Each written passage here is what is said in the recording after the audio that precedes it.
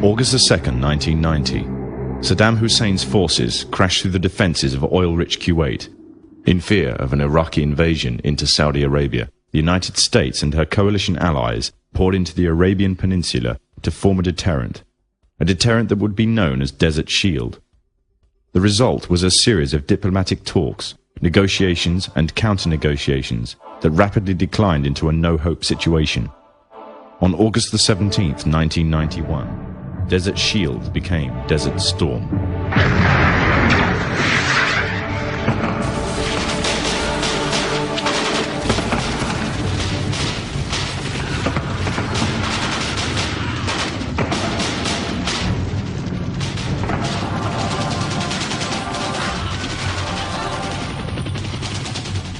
The conflict was witnessed by millions through the eye of CNN and the BBC, showing propaganda of the systematic eradication of Saddam's forces by a coalition far superior in technological, political, and economic power.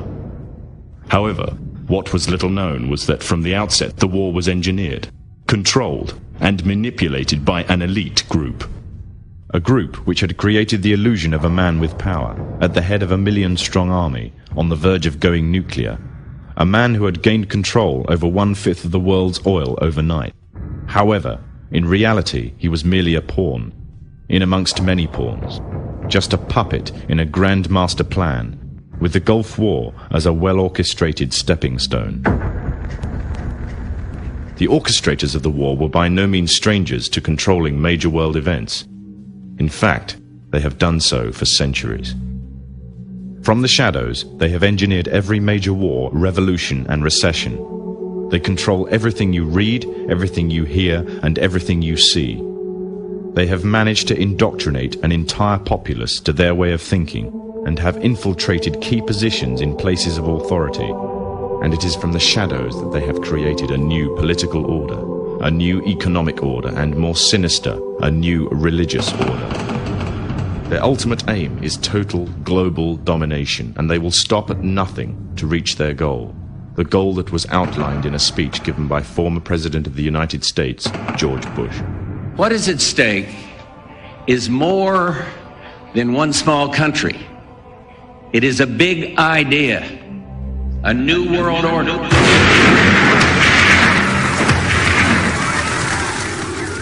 However, the origins of this global plan were not created in the offices of the White House. In reality, their roots lay in another war. This time, the year is 1095, and the place, Clermont, France.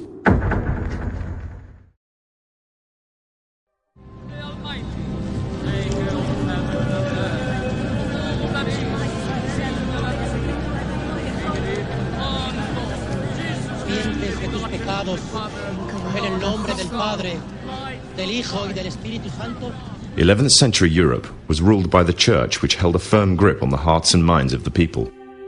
This power enabled Pope Urban II to wage war on the Muslim Caliphate and crusade in what he called a War of the Cross, to recapture the land of Jerusalem. It had been under Muslim rule since the year 637, but in 1099 this rule was brought to a bloody and sudden end. In the name of the cross, women were raped and murdered. Children were put to the sword, and it is said that blood ran in the streets knee-high to the horses. Out of this land of bloodshed and terror, a group of men arose. Men that would stop at nothing to get what they wanted, no matter what the cost. 20 years after Jerusalem was taken, the Dome of the Rock was seized by a group of warrior monks calling themselves the Knights of the Temple of Solomon, or more simply, the Knights Templars.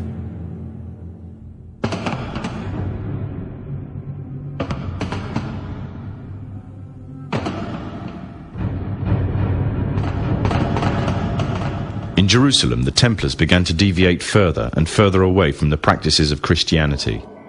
They learnt the secret arts of the Kabbalah, an ancient form of Jewish magic, along with its dark rites and rituals. The Jews had learnt the arts from the pagans of ancient Egypt during the times of enslavement to the Pharaoh, and developed them into Babylon at the time of Nebuchadnezzar. In 1307, King Philippe of France arrested them for charges of denial of Christ, homosexuality, and idol worship, as well as magic. In 1314, Pope Clement V declared all Templars as heretics to Christianity, ordering all their properties to be seized. Their leader, Jacques de Morlaix, was captured and burnt to the stake. The Templars were cornered, and just when it seemed they were finished forever, a glimmer of hope arose from a seemingly certain end. They were to find a safe haven as well as an ally. But not in France. In fact, in a country in a desperate struggle for independence against the English. The country of Scotland.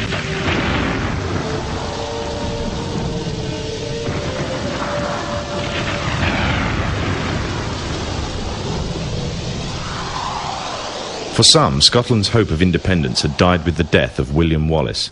However, to the King of Scotland, Robert the Bruce, the arrival of the Templars gave him a new secret weapon. Their experience, gained over 200 years of fighting the mighty armies of Islam, had made them expert in combat and warfare, and more than a match for any army brought before them. In 1314, the Templars, allied with Robert the Bruce and his army, took to the fields of Bannockburn in the long-awaited showdown with the English.